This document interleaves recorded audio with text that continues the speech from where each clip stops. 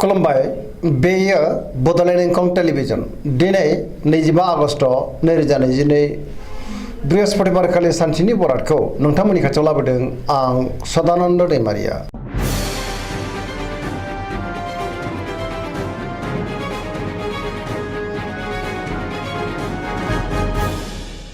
सिगां फरायनो लादों मेष राशि गिबि हांखो अ ल दिनैनि साना जोबोर मोजां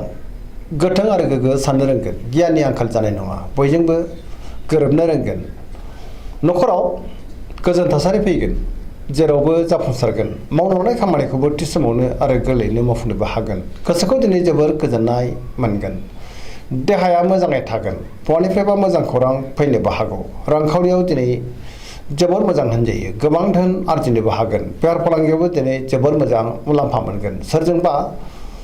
बाखनाय जानो हागौ सोरबा लोगोनि हेफाजाबखौ थोजासे मोनगोन बिमा बिफानि अननाय आरो बोरखौ मोनगोन बहाबा थाङोब्ला दिनै जोबोर मोजां आरो मोजाङैनो हान्थिनोबो हागोन गुबुननि गोसोखौ दिनै गोरलैयैनो बोनो हागोन गोसोनि बोलोआ बांगोन समाजाव बयजोंबो मान होजागोन सेंग्रा सिख्लाफ्रा बहानिफ्रायबा मोजां खौरां मोननो हागौ गोसोआबो दिनै जोबोर खुसि जागोन फरायसाफ्राबो फरायनायाव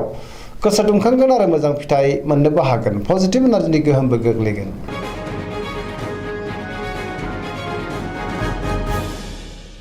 वृष राशि गिबि हांखो इ अ ब दिनैनि साना मोजां आरो गाज्रिनि गेजेरजों बाबेनलांगोन गोसोखौ दिनै जोबोर उसाव-बादाव मोनगोन गोसोनि बोलोआ लोरबां जानो हागौ मावनो लानाय खामानिखौ मावफुंनो हागोन समाजाव मान मोनगोन रांखावरियाव मोजां नाथाय अब्लाबो खरसायाबो बांगोन बेफार फालांगियावबो मोजां होनजायो न'खराव दिनै बिसि फिसायनि गेजेराव अननानै फैगोन बिदा फंबायजों मोजां सोमोन्दो थागोन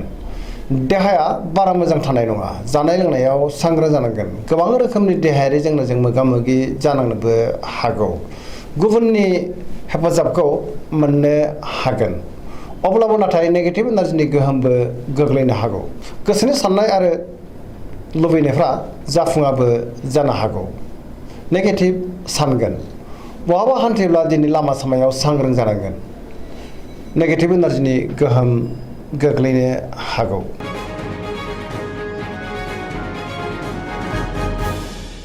मिथुन राशि गिबि हांखो क स दिनैनि साना जोबोर मोजां माबा मोनसे मोजां खौरां मोननोबो हागौ गोबां मोजां खाबु फैनोबो हागौ बयजोंबो अनजागोन आरो अनसायजागोन गोबां बिथिङाव जाफुंसार जागोन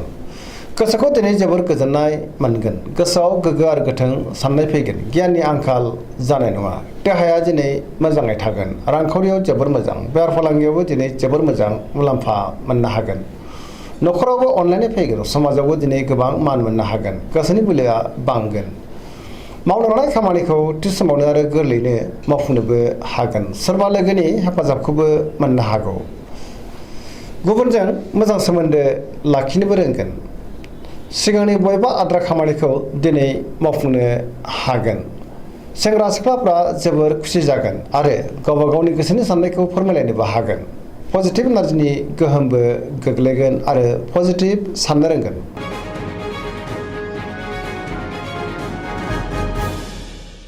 कर्कट राशि गिबि हांखो ड ह दिनैनि साना जोबोर मोजां समाजाव लोगो लेवा बांगोन सोरबा लोगोजों बाखनाय जानो हागौ गोसोनि साननायफ्रा दिनै मोगथाङाव जाफुंगोन गोसोआव पजिटिभ साननाय फैगोन गोथों आरो गोग्गो साननो रोंगोन मावनो लानाय खामानिखौ थि समावनो आरो गोरलैयैनो मावफुंनोबो हागोन रांखावरियावबो दिनै जोबोर मोजां बेफार फालांगियावबो जोबोर मोजां मुलाम्फा मोनगोन सोरजोंबा बाखनाय जानोबो हागौ देहाया दिनै मोजाङैनो थागोन न'खराव अननानै फैगोन गुबुननि हेफाजाबखौ थोजासे मोननो हागौ समाजाव बयजोंबो अनसायजागोन आरो मान होजागोन फरायसाफ्रा दिनै फरायनायाव गोसो दुंखांगोन सेंग्रा सिख्लाफ्रा जोबोर रमान्टिक जागोन आरो बहानिफ्रायबा मोजां खौरां मोननोबो हागौ पजिटिभ एनार्जिनि गोहोम गोग्लैगोन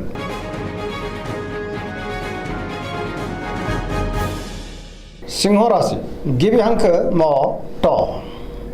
दिनैनि साना जोबोर मोजां सोरनिबा अननाय मोननानै गोसोखौ दिनै जोबोर गोजोननाय मोनगोन समाजाव गोबां मान मोनगोन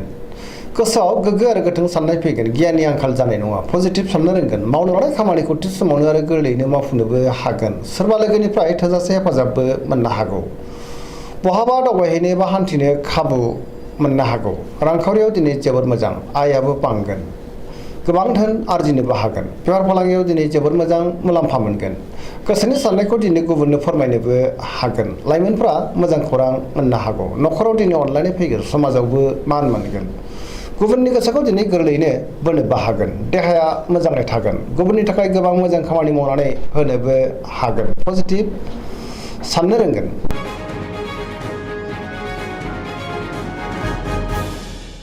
कन्या राशि गिबि हांखो प ट दिनैनि साना जोबोर मोजां सोरबा लोगोनिफ्राय थोजासे हेफाजाबखौ मोननो हागौ गोसोनि लुबैनायखौ दिनै मोननो हागोन गोसोनि बोलोआबो बांगोन गावनि गोसोनि साननायखौ दिनै गुबुननो फोरमायनोबो हागोन गोसोआव पजिटिभ साननाय फैगोन गोथों आरो गोग्गो साननो रोंगोन गियाननि आंखाल जानाय नङा रांखावरियाव मोजां बेफार फालांगियावबो जोबोर मोजां मुलाम्फा मोनगोन अब्लाबो नाथाय खरसायाबो बांगोन देहाया दिनै मोजाङैनो थागोन गोबां मुंदांखा सुबुंजों दिनै लोगो मोनज्लायनो हागौ न'खराव अननानै फैगोन गोबां खामानियाव दिनै मुखुबबो थागोन सोरजोंबा बाख्नायजानोबो हागौ गोसोखौ दिनै जोबोर गोजोननाय मोनगोन गियाननि आंखाल जानाय नङा पजिटिभ एनार्जिनि गोहोमबो गोग्लैगोन गुबुननि थाखाय गोबां मोजां खामानि मावनानै होनोबो हागोन पजिटिभ साननो रोंगोन लाइमोनफ्रा जोबोर खुसि जागोन आरो सोरनिफ्रायबा मोजां खौरां मोननोबो हागौ सरासनस्रायै दिनै साना जोबोर मोजां आरो मोजाङैनो बारग'लांगोन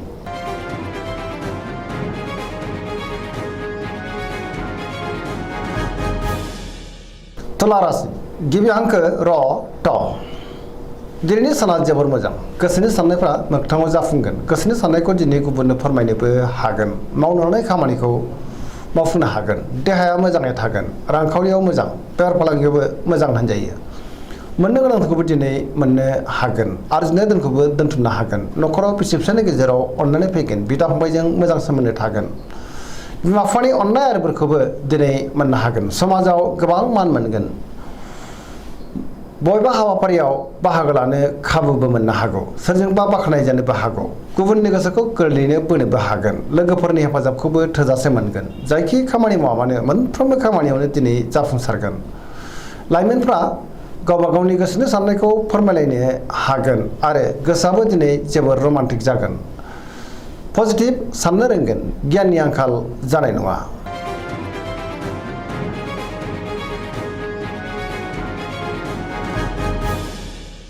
वृश्चिक राशि गिबि हांखो न स दिनैनि साना जोबोर मोजां गोबां मोजां खाबु फैनोबो हागौ गोसोआव पजिटिभ साननाय फैगोन गोथों आरो गोग्गो साननो रोंगोन गियाननि आंखाल जानाय नङा सोरजोंबा बाख्नायजानो हागौ गोसोखौ दिनै जोबोर गोजोननायबो मोनगोन समाजाव लोगो लेवा बांगोन सोरबा गोजाम लोगोजों बहाबा लोगो मोनज्लायनोबो हागौ गोसोआव गोग्गो आरो गोथों साननाय फैगोन मावनो लानाय खामानिखौ थि समावनो आरो गोरलैयैनो मावफुंनोबो हागोन बहानिफ्रायबा मोजां खौरां फैनोबो हागौ गुबुननि हेफाजाबखौ थोजासे मोनगोन गोसोनि साननायफ्रा जाफुंगोन गोसोनि बोलोआबो बांगोन समाजाव मान मोनगोन न'खराव बिसि फिसायनि गेजेराव अनलायनाय फैगोन रांखावरियाव मोजां अब्लाबो नाथाय खरसायाबो बांगोन मोननो गोनांखौबो दिनै मोननो हागोन बेफार फालांगियावबो मोजां मुलाम्फा मोनगोन देहाया मोजाङै थागोन अब्लाबो नाथाय जानाय लोंनायाव सांग्रां जानांगोन लाइमोनफ्रा बहानिफ्रायबा मोजां खौरां मोननोबो हागौ पजिटिभ साननो रोंगोन गियाननि आंखाल जानाय नङा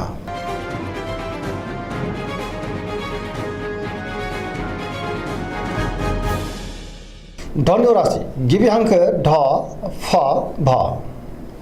दिनैनि साना जोबोर मोजां बयजोंबो गोरोबनो रोंगोन हरखाबै माबा मोनसे मोजां खौरां फैनोबो हागौ गोसोआव गोग्गो आरो गोथों साननाय फैगोन मावनो लानाय खामानिखौ थि समावनो आरो गोरलैयैनो मावफुंनोबो हागोन गोसोनि साननायफ्रा मोगथाङाव जाफुंगोन रांखावरियाव दिनै जोबोर मोजां गोबां धोन आरजिनो हागोन बेफार फालांगियाव जोबोर मोजां होनजायो गुबुननि थाखाय गोबां मोजां खामानि मावनानै होनोबो हागोन समाजाव मान मोनगोन देहाया दिनै मोजाङैनो थागोन न'खराव अनलायनाय फैगोन बिदा फंबायनिफ्राय थोजासे हेफाजाबखौबो मोननो हागोन बिमा बिफानि अननाय आरोफोरखौबो मोननो हागोन बहाबा थाङोब्ला दिनै जोबोर मोजां आरो मोजाङैनो हान्थिनोबो हागोन सेंग्रा सिख्लाफ्रा जोबोर खुसि जागोन पजिटिभ एनार्जिनि गोहोमबो गोग्लैगोन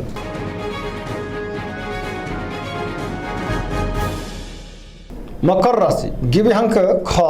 ज दिनैनि साना जोबोर मोजां गोसोनि बोलोआ बांगोन गावनि गोसोनि साननायखौ दिनै गुबुननो फोरमायनोबो हागोन गोसोनि साननाय आरो लुबैनायफ्रा मोगथाङाव जाफुंगोन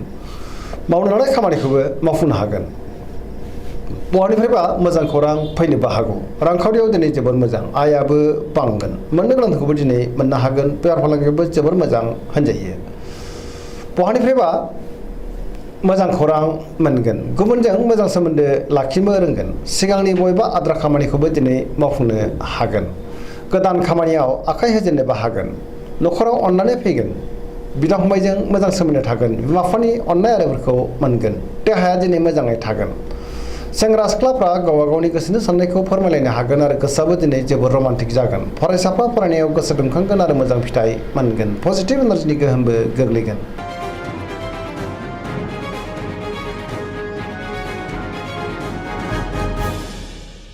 कुम्भ राशि गिबि हांखो ग स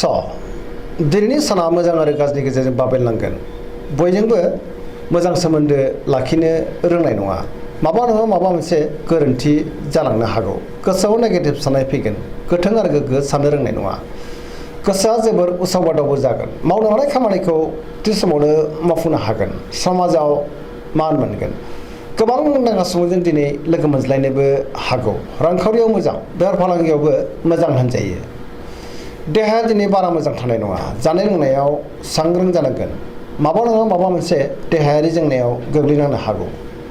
न'खराव अननानै फैगोन गुबुननि हेफाजाबखौबो दिनै मोनगोन बिमा बिफाजोंबो अनजागोन बहाबा थाङोब्ला दिनै मोजां अब्लाबो नाथाय सांग्रां जानांगोन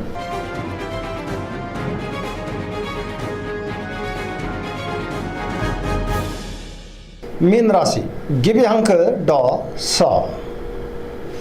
दिनैनि साना जोबोर मोजां गोबां मोजां मोजां खाबु फैनोबो हागौ सिगांनि बबेबा जेंनाखौ दिनै सुस्रांनो हागोन गोसोखौ दिनै जोबोर गोजोननायबो मोनगोन गोसोआव पजिटिभ साननाय फैगोन गोथों आरो गोग्गो साननो रोंगोन गियाननि आंखाल जानाय नङा गोसोनि बोलोआ बांगोन गावनि गोसोनि साननायखौ दिनै गुबुननो फोरमायनोबो हागोन देहाया मोजाङैनो थागोन अब्लाबो नाथाय जानाय लोंनायाव सांग्रां जानाया गाहाम रांखावरियाव दिनै जोबोर मोजां आयाबो बांगोन बेफार फालांगियावबो जोबोर मोजां मुलाम्फा मोनगोन न'खराव बिसि फिसानि गेजेराव अननानै फैगोन बिमा बिफानि अननाय आरिफोरखौबो मोनगोन सोरजोंबा बाख्नाय जानोबो हागौ लाइमोनफोरनि गोसोआ दिनै जोबोर रमान्टिक जागोन आरो गावबा गावनि गोसोनि साननायखौ फोरमायलायनोबो हागोन पजिटिभ साननो रोंगोन आरो पजिटिभ एनार्जिनि गोहोमबो गोग्लैगोन दिनैनि राशि फरायनाया एसेनोसै जोबनायाव बेखौनो खावलायो जाहाथे नोंथांमोना सानफ्रोमबो जोंनि बे बड'लेण्ड इंखं टेलिभिजनखौ नायबाय थायो आरो साबस्क्राइब खालामो लोगोसे लाइक खालामो आरो शेयार खालामो एसेनोसै गोजोन्थों।